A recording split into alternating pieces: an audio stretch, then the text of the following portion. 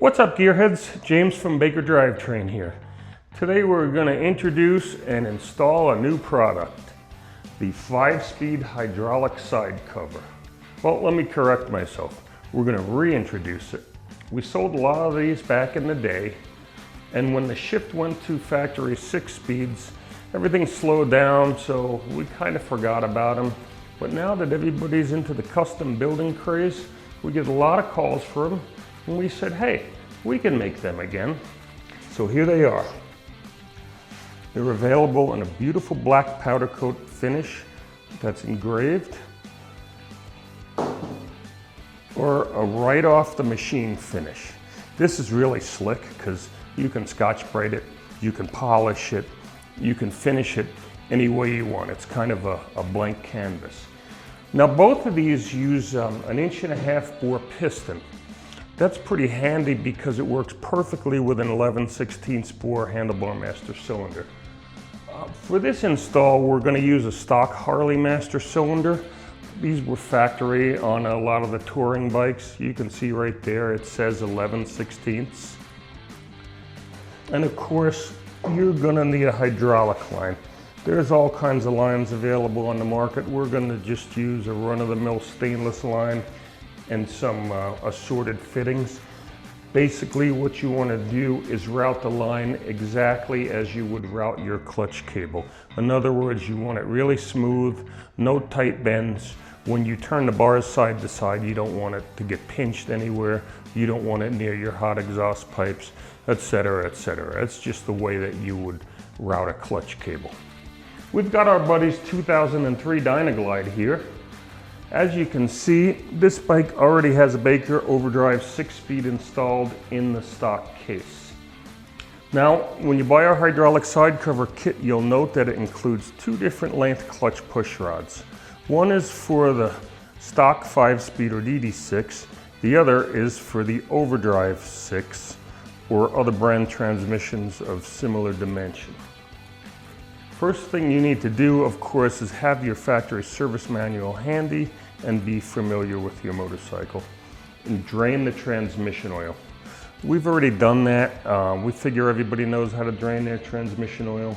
We don't want to bore you with watching oil splash into a pan, and inadvertently, it always makes a mess. So we got that out of the way so we don't have to look goofy. You can do that yourself at home. Remove the dipstick.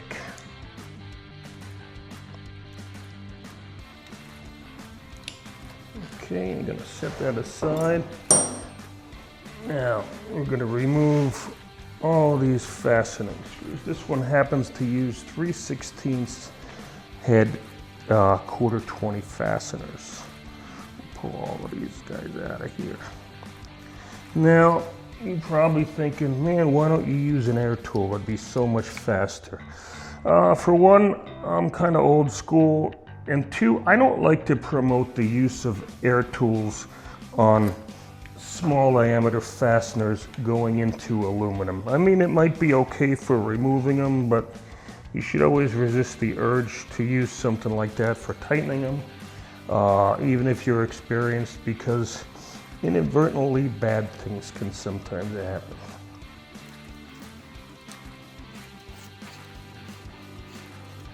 Okay. See, no oil, no surprises. Now that we got this out of the way, we're going to want to take a pair of large snap ring pliers. You see that snap ring there? That holds the ball and ramp in place, and ultimately the clutch cable. Of course, you should be wearing safety glasses because these things like to fly sometimes. I'll just be super careful. There you go. Look at that, I got it the first shot too. That comes out of there like so. Keep in mind there are 3 loose balls in there. This will allow you to kind of disconnect this ramp. You take this little coupler off. You're going to carefully lift out your inner ramp with the 3 balls in place and set that down. Have a 9/16 open end wrench ready. Hold your clutch cable, and good. Be careful, this is kind of fragile. You never want to over tighten them. Of course, we're taking it off and not tightening it, but I'm just saying, you never want to over tighten them. It does have an O-ring in place to seal the fluid in, by the way. So now that we got this out of the way, we can see what it's going to take to prep and install the hydraulic side cover. I've removed the old gasket from here, and notice I've scraped all the traces of old gasket material off and wiped everything down with brake clean and a paper towel till it's super nice, clean, dry, and smooth. That's how we want it. Of course, we supply the necessary gaskets and hardware. That gasket just kind of sits on there like so. You'll notice that there are 4 short bolts and there are 4 long bolts, but there's a difference in length of these long ones. They're 2 1/4 and 2 1/2 inch if you want to get technical. Reason being, the overdrive 6 speeds have a slightly thicker trap door, so you're going to use the longer bolts with an OD6. You'll notice the same thing about the right side clutch push rod. This is the stock length push rod, which is applicable to the 5-speed or the DD6 transmission. And this is the longer push rod that we're going to use with this OD6 transmission. We also include the dowel pins and the Baker heavy duty throwout bearing kit, so you're getting a bonus. I've spoken about this before, but where your stock throwout bearing is about the size of a dime, ours is about the size of a quarter, and it has a far greater static load capacity. Way good if you're using a heavy duty clutch with heavy springs. It will last a lot longer and it will not come apart. Okay, so first thing, you put your hardened washer on, then this little brass spacer. Then you drop the bearing on. I have a little capful here with some transmission lube in it. Go ahead and put a little lube on that bearing. It's going to lube up by splash anyway, but I always like to be sure. Put your other washer on, and you're just going to carefully push this little clip in place with my handy dandy screwdriver that I've got right here.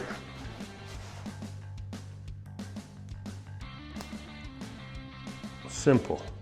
Again, do that carefully. Don't let it fly across the room. This is going to go right back in place. We've got our new gasket in place. We've got our new throwout rod and throwout bearing in place. The heavy duty throwout bearing, mind you. So, it's time to install the cover. One thing that I always like to do, it's kind of a little trick. First thing I'm going to do is remove the dipstick. It does come shipped with the dipstick in it. I just like to have that out of the way. This is a good little trick for you here. This is the bleeder screw, which we're going to show you later when we're actually bleeding the clutch. It's got a 5/16 hex on it. I like to take this screw out of here and put a little anti-seize on it. Anti-seize is just some stuff so it's not going to get corroded and stuck and snap off later. Be careful with this stuff. You don't need a lot. You get it on your fingers, you instantly look like the Tin Man because it gets all over the place, but this little stick form is actually pretty handy, so just put that in and snug that a little bit. Okay. I'm going to lay this in place. It's going to sit on that dowel pin, which will kind of hold it. Now, we talked about the different length screws. We've got our hardware all prepared. If this were the final installation, I'd actually be putting a drop of blue Loctite on each one of these screws and torquing them all with a torque wrench in the factory sequence per the service manual.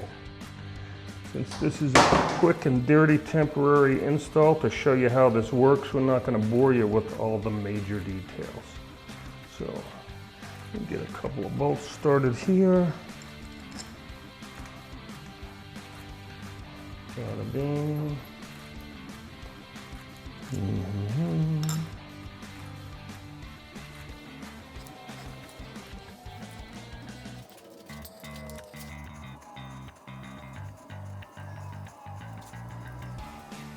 Now we're going to install and route the hydraulic hose.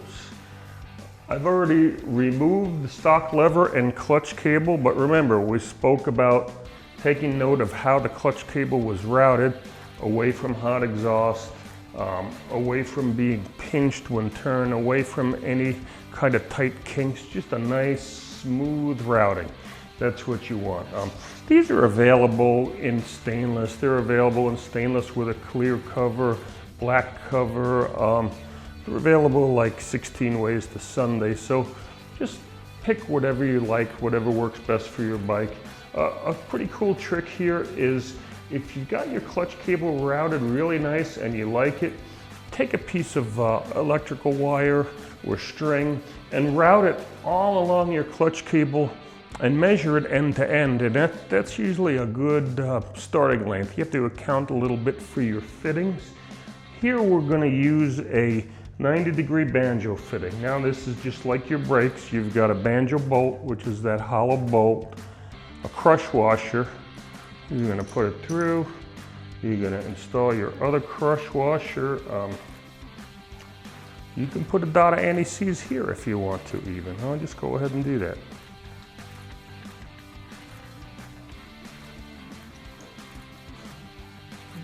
Install that in place like so. I'm just going to set this down here.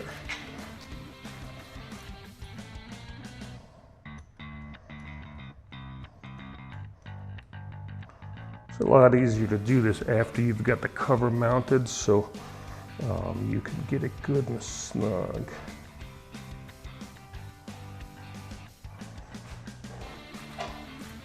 Hold that wood. Now this is going to want to tend to turn as you're tightening it, so you can kind of start to get it snug first. Get it where you want it and give it a final cinch down. Now, this is a hollow bolt, so you don't want to go nuts. You will break it, but you want to get it tight enough where it's going to seal up good. You get a little bit more on there. Get the box end on there. Good. Got my brake hose. Let's see. I'm going to start from the top here. My stock one was routed down in the little well in the upper triple tree. Then down here to the frame down tube like so. Came over here. Again, away from hot exhaust. We're going to use some zip ties on the final installation, but we're going to snug that up here.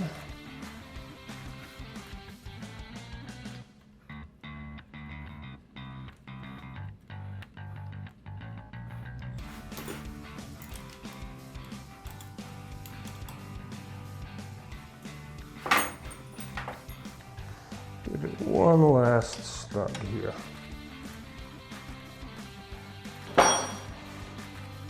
Okay, you've got your clutch line routed the way you want it.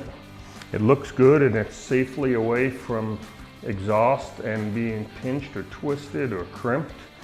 Now we're going to mount our master cylinder.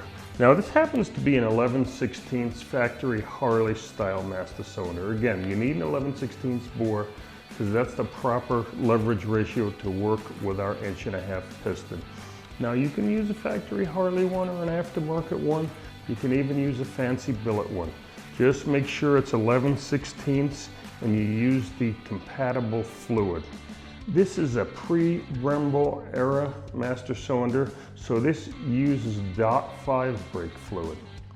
.5 is cool because it's silicone based and it will not harm paint. And it doesn't attract moisture like dot 3 and 4. Now dot 4 is hydroscopic, which means it will attract moisture and it will harm paint. But if you've got a bike with ABS, you must use dot 4. And by the way, a little tech tip for you, anything that does use dot 4, make sure you change it a minimum of every 2 years. It'll prevent costly mistakes down the road. Okay, kind of work this in place like that. Of course, I've put a towel over my tank just to make sure I'm not dropping anything on it and I'm not getting any brake juice on it, because we like to work nice and clean when we can.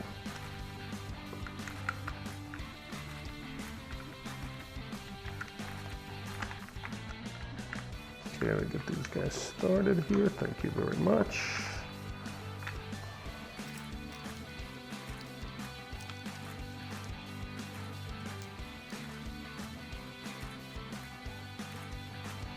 I've chosen a straight banjo fitting here. These are 3/8 24 or AKA 10 millimeter banjo bolts. That's what our cover uses. That's what this particular master cylinder uses. Again, always crush washer first. You should always use new crush washers. Don't reuse these guys, you don't want to leak. Crush washer, then the banjo fitting, then an additional crush washer. I'm going to thread this in place here.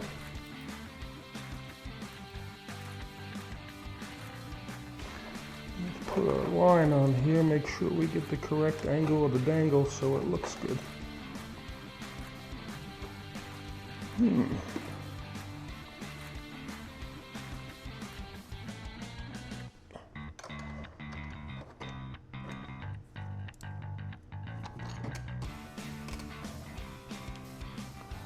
Let's say that looks pretty good right there. I'm going to snug this up with my 9/16.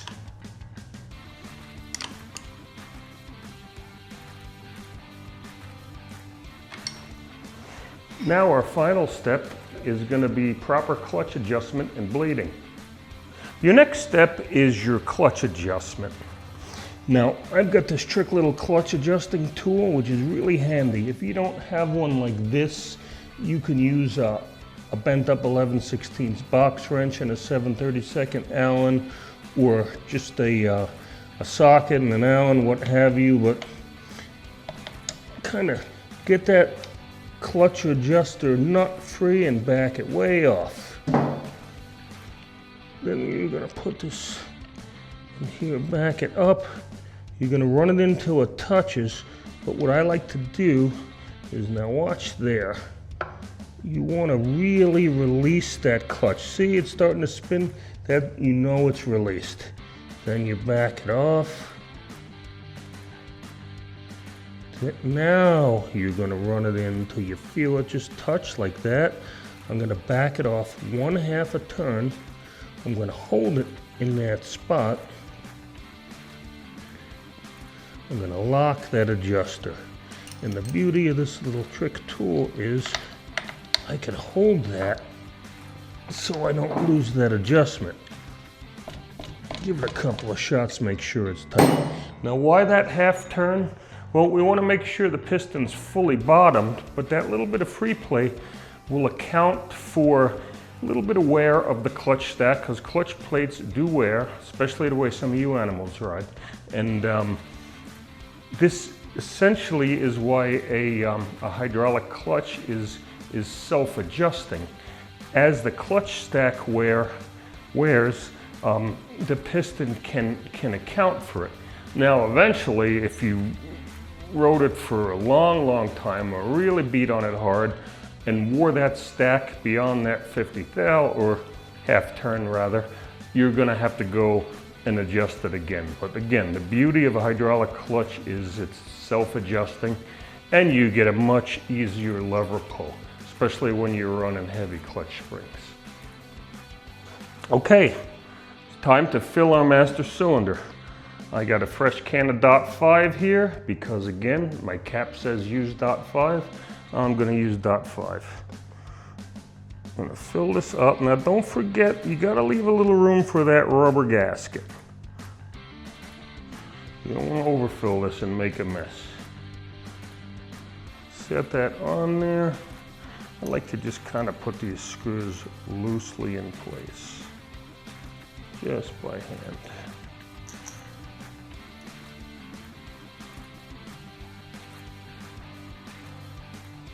I'm going to set this down and we'll talk about the bleeding process. You could do that old school, you know, pump it, release it, pump it, release it, open and close the valve. You can use one of your little squeezy Mighty Vac things, but I'm going to show you something super trick here. This is a pneumatic powered brake bleeder. Now this happens to be a really good high-end one, actually made by Mighty Vac. You can buy a cheap copy at Harbor Freight or a Bike Master, and it'll do the job for a guy that's not an everyday professional mechanic. But it'll make your life really easy. You hook your compressed air supply up here, like so. You put this in on your bleeder valve. Now watch, when I throw this lever, I get suction on this end of the hose. Now don't get any kinky ideas that way. So, I've never seized this bleeder valve like we discussed earlier. I've got my 5/16 wrench on here. This is the correct size. I've already checked it. I'm gonna place that on there. Now watch this. Now, any Jim Morrison fans said this is the best part of the trip, man. Open that. And it's actually just gonna start pulling fluid and filling that line. You can just start to see it. I'm gonna shut it down now. Shut this, because you've always got to go back and fill your reservoir. This is easier if you've got two people, but again, this tool just makes it a breeze. Oh yeah, it's down. If you're real careful and you don't jostle the bike, you can actually leave that cap off. I like it in place just because I'm paranoid, but you know what? Let's live a little dangerous.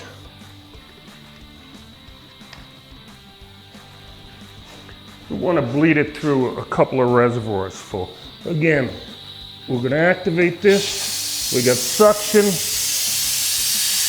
You can actually watch that level go down as I'm using this tool, which shows you it's sucking the fluid through, and you can see it in that hose as well. Now I'm going to shut this and check it again. You never want to run this out because you never want to run it dry, otherwise you'll start sucking air and you'll have to go through this process all over again. Now look, already I can see I got action here. It feels good. I'm watching my pressure plate lift. I'm giving it a few pumps. I think I'm going to repeat the process 1 or 2 more times.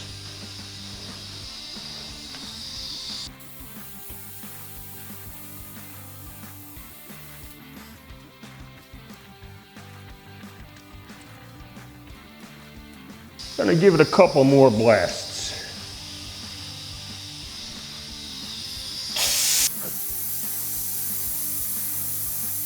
But you want to see new clean fluid coming through here. If you had any old residual fluid in your master, or that was a used line, you'd see some old fluid. But pretty soon you should start seeing nice brand new fluid come through there.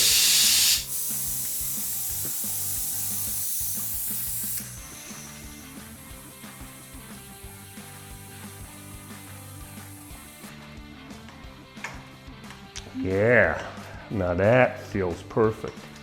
Nice easy clutch action. Got really good movement on my pressure plate. I'm looking at it now. Next step, we're gonna mount up a dial indicator to show you guys how our work went. Measure the actual amount of pressure plate travel. Then we refill the transmission with oil, put the dipstick in, and you're good to ride. Yeah, okay. So what I'm showing you here, we've got a dial indicator mounted to the outer primary cover steady on a piece of steel with a magnetic base. And we've got it good and square on that pressure plate. And you can see we've got 85,000, almost 90 thousandths of pressure plate travel. And what that's going to equate to is really super smooth, good clutch release, ease of finding neutral, ease of upshifting and downshifting. And because it's hydraulic, we've got a really nice, easy lever pull here. And this is why it's really important that you follow the directions and you match the master cylinder size with the side cover piston size. To review again, our side covers use a 1.5 inch piston, and they're made to work with an 11/16 handlebar master cylinder. If you use a 9/16 or a 5/8 or a 3/4, would it work? Yeah, it would physically work. It either wouldn't have enough travel, or it would have a really hard hand lever or a really bad feel. It's important that these things are matched, and that's why we stress it in the directions. And the good thing is, a lot of Harley Screaming Eagle type bikes and such came from the factory with an 11/16 bore master, so you really don't need to go out and get yourself a high dollar fancy billet piece unless you want one. You can use a cast off used one, you can use an aftermarket version. They're cheap, they're plentiful, and you can always get parts for them. Okay, I've got my bleeder valve tight, my master cylinder topped off with the cover tight, my primary level up to snuff, clutch adjuster tight, new derby cover gasket in place and on. I think it's time to wipe this bad boy down and go for a test ride. Thanks for watching, and ride safe.